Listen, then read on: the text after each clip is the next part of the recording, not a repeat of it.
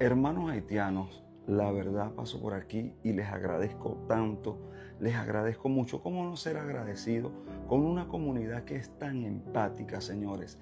Qué gente tan noble, mi gente.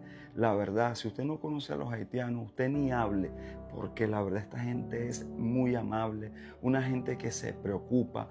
Y quiero darle las gracias a todos aquellos que se están preocupando por la situación que estamos viviendo los venezolanos. Hay quienes me escriben desesperadamente: hermano, ¿cómo podemos ayudar? Necesito ayudar. Hermano, Haití y Venezuela son países hermanos, señores. Y yo sé que hay muchas personas que le molesta que yo sea agradecido o que hable bien de la comunidad haitiana.